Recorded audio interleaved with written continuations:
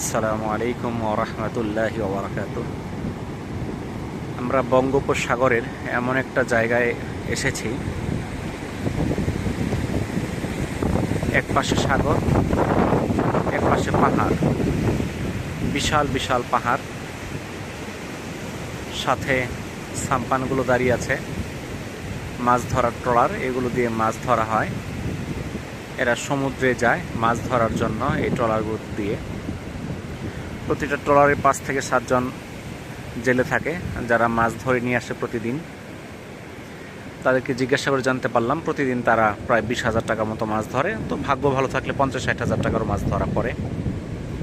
তো আল্লাহর কত নিয়ামত, এক পাশে সাগর আর এক পাশে পাহাড়। এই সাগরের যত বাধা বিপত্তি, প্রতিবন্ধকতা, ঘূর্ণিঝড়, জলোচ্ছ্বাস, সব কিছুর নিরাপত্তার দায়িত্বে দাঁড়িয়ে আছে এই পাহাড়। বিশাল ঘূর্ণিঝড়, জলোচ্ছ্বাস, সব কিছুর নিরাপত্তার দায়িত্বে এই পাহাড়কে আল্লাহ তাআলা নিয়োজিত করেছেন। এই বিশাল পাহাড় আর এই সাগর,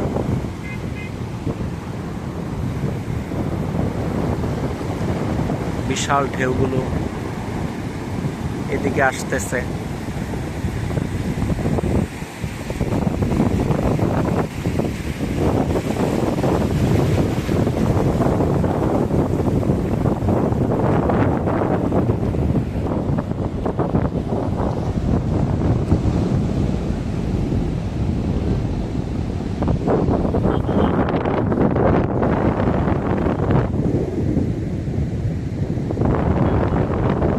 আকাশ আর সাগর একসাথে মিশে গেছে যেখানে,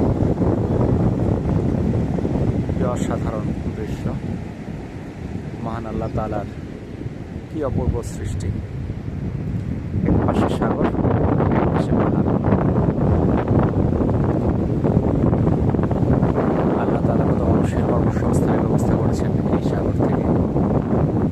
এই সাম্পান, মাছ ধরার ট্রলার, জেলে, পর্যটক, সব মিলে এক বিশাল কর্মসংস্থানের উৎস এই সাগর। শুধু সাগর কর্মসংস্থান নয়, এখানে আছে বিশাল খাদ্যের ভাণ্ডার, প্রোটিনের উৎস, বিভিন্ন সামুদ্রিক মাছ।